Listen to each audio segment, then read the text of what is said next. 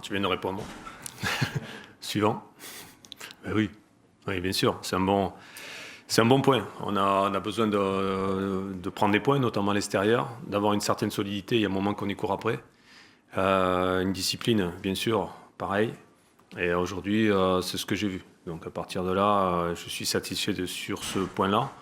Voilà, les garçons qui étaient présents sur le terrain ont amené cette force, cette énergie qu'on avait besoin. Et ça m'intéresse. Ouais. Et puis le point, on le prend. Ouais. Je rappelle toujours l'objectif majeur, c'est le maintien.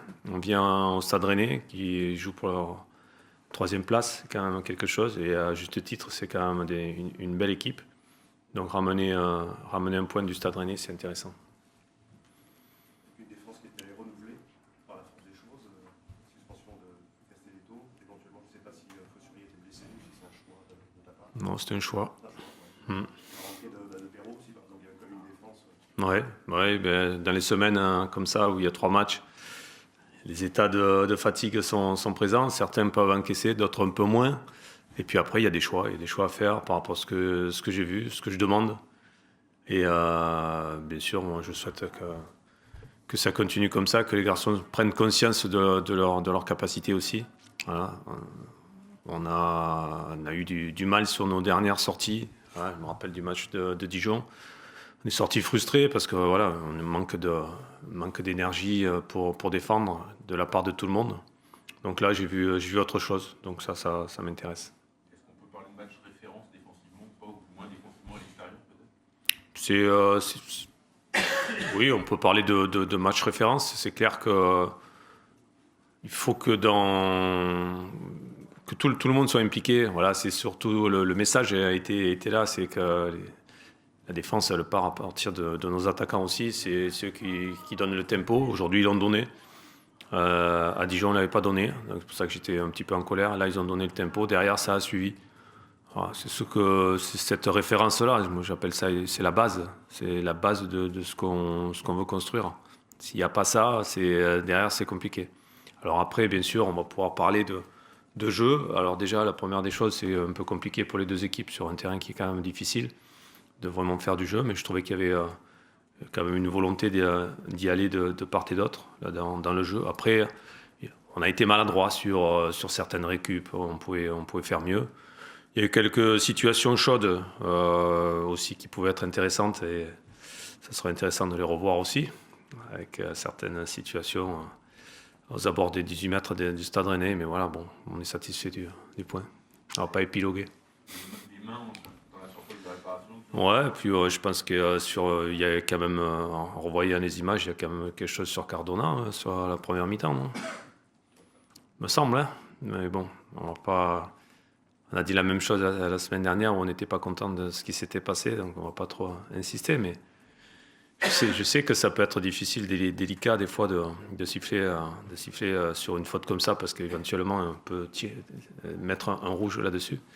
Mais on ne peut pas dire que ça soit très favorable au Stade Brestois en ce moment là-dessus. Est-ce que les efforts justement qu'ont fait les attaquants, c'est un petit peu aussi nuit à peut-être un rendement, décision parfois dans les gestes, notamment Erwin qui a beaucoup tenté. Oui, Erwin a tenté pas mal de choses. Il a été intéressant. Je pense que ça a été un poison pour les défenseurs adverses. Après, oui, certainement qu'il y a peut-être un manque de lucidité. Mais bon, lui, il a enchaîné les 3 matchs. C'est pas facile non plus. Il a fait beaucoup d'efforts. Oui, donc il peut avoir une perte de lucidité. Maintenant, si nos attaquants veulent progresser, il faut qu'ils travaillent dans l'intensité et puis qu'ils trouvent cette sérénité derrière. Mais l'intensité, aujourd'hui, sur le haut niveau, elle est indispensable. Et même pour les attaquants, et surtout pour les attaquants. De ma part, tu as changé assez rapidement de système, de positionnement d'un quart d'heure. Non. Par rapport Là, il est au milieu, il est passé bien vers Non, on est parti en 4-4-2. Après, c'est plus dans l'animation. Oui. Dans l'animation, ce que tu veux dire. Je pense que je te rattrape là-dessus. Mais sur l'animation, il faut qu'il joue avec ses qualités. Voilà, donc on n'a pas changé grand-chose. Défensivement, il savait ce qu'il avait à faire. Offensivement, c'est pas un ailier de débordement, bien d'accord. Donc après, c'est lui qui a animé son côté. Il est venu aussi un peu chercher les ballons parce qu'il en avait besoin. Mais il a fait un gros travail sur son côté au niveau défensif. Ouais. Mais c'est plus dans l'animation que ce que tu me dis que dans le système.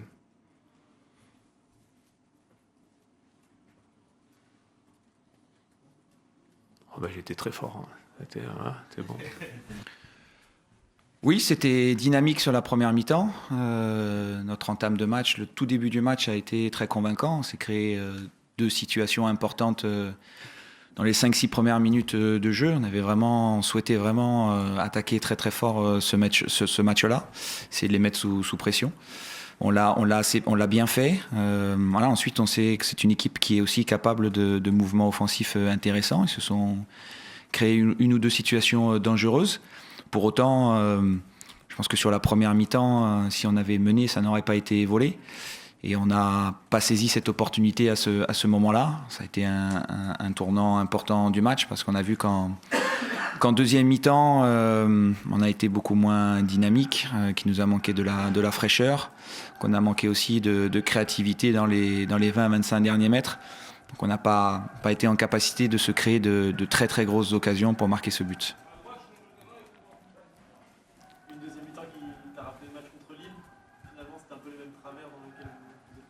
Oh non, c'est pas comparable. On a plutôt été justement contre Lille la dernière demi-heure. On a été dans un temps fort. Voilà, donc c'est pas la dynamique du match était complètement inverse par rapport à celle d'il y a 3 jours. Voilà, on a vu qu'on avait terminé à presque 10,5 puisque Damien est resté sur le terrain, mais avec un souci musculaire. J'avais déjà fait les 3 changements. Jérémy Morel est sorti justement à cause aussi d'un souci musculaire. Lucas Dacunia également. Donc on a des organismes qui sont très touchés, très marqués. On voit qu'il y a énormément de fatigue. J'avais pris le parti de laisser Eduardo au repos complètement parce qu'il a été surutilisé ces derniers temps et il faut qu'il retrouve de la fraîcheur. On avait Rafinha qui n'avait pas récupéré de ses problèmes au dos. Donc voilà, on voit que c'est compliqué à ce niveau-là. Mais bon, on doit s'accrocher. On a quand même pris 1 point. On aurait espéré autre chose, mais ce point nous permet de rester 3e, de rester sur le podium. Donc c'est pas neutre. Après, il y a des équipes qui reviennent très très fort. Nous, on traverse une période un petit peu moins bien. On voit que sur le plan physique, c'est difficile. Le groupe est fantastique, donne tout ce qu'il peut, mais aujourd'hui, il ne peut pas donner plus que ça. Je veux vraiment louer la qualité de ce groupe et son état d'esprit qui est remarquable. Ils vont au bout d'eux-mêmes. Voilà. Pour autant, ça n'a pas suffi pour pouvoir renverser le match aujourd'hui et le remporter.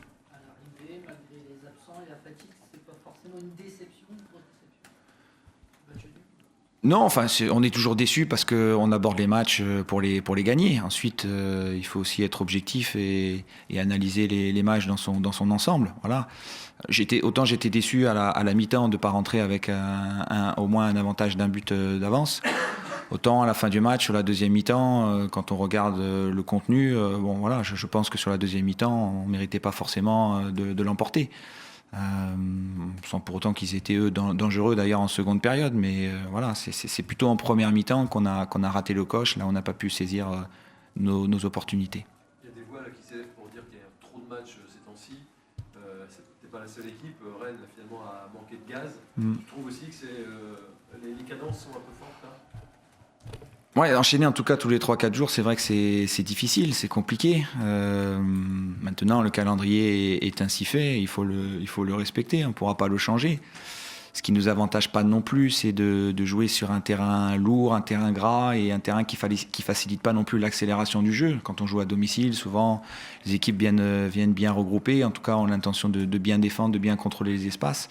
Il faut être capable de mettre du rythme dans le jeu, du rythme dans les passes, du rythme dans les enchaînements. Et on voit que c'est difficile de le faire dans ces conditions-là. Avec les événements d'hier, est-ce que tu t'interrogeais un petit peu, tu avais des doutes sur l'état d'esprit du groupe, ou en tout cas sa réaction?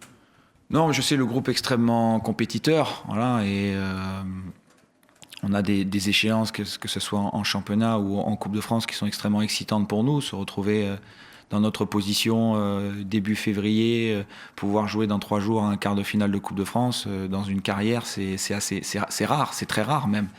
Donc l'esprit de compétition prend le dessus sur tout. Comment tu réagis au départ de Olivier? Écoutez, c'est une décision de l'actionnaire, voilà, une décision qu'on doit respecter. C'est lui qui impulse la politique générale du club, donc on respecte ça. Moi, c'était un secret pour personne que nos relations n'étaient pas toujours harmonieuses. Pour autant, je ne peux pas oublier que c'est lui qui m'a donné la possibilité de me retrouver à ce poste-là. Voilà, maintenant, on est obligé de regarder vers l'avant. Je vous disais qu'on avait à la fois en championnat et en Coupe de France des échéances qui arrivaient et qui sont très très excitantes et très intéressantes pour tout le monde. Et nous, en tout cas moi je suis un simple entraîneur et donc je dois me focaliser sur le terrain et sur les objectifs qu'on essaye de remplir. Le timing, t'as pas surpris? T'as pas étonné? Je sais. Ce sera la dernière question sur le président. Je ne sais pas s'il y a un bon timing pour ça. Voilà. Simplement faire confiance à l'actionnaire sur le timing. Nous, on peut se concentrer que sur le terrain et on ne veut se concentrer que sur le terrain. Merci à tous. Ça va changer ta manière de travailler? C'est-à-dire ? Ces événements, est-ce que ça va changer ta Je manière viens de de... répondre, je viens de dire, c'était Ouais, la mais dernière question. moi, Merci à tous, bonne soirée. Un mot sur la rentrée. Voilà, ma question tient toujours, éventuellement. Un mot sur la rentrée ? La rentrée de Nzonzi, c'est... Ah oui, sur Steven.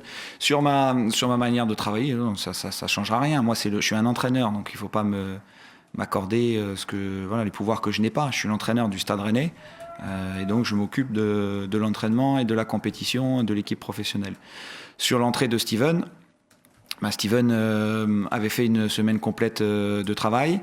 Lui avait reconnu qu'il n'était pas encore à 100%, mais il a fait une rentrée avec ce qu'on peut attendre de lui, de la qualité technique. Il va nous apporter aussi énormément dans la dimension athlétique et dans le domaine aérien, dans la justesse et dans sa maturité à ce poste-là. On va avoir besoin de lui très vite, frais et disponible, parce que lui a beaucoup de fraîcheur. Merci à tous, bonne soirée. Okay, merci.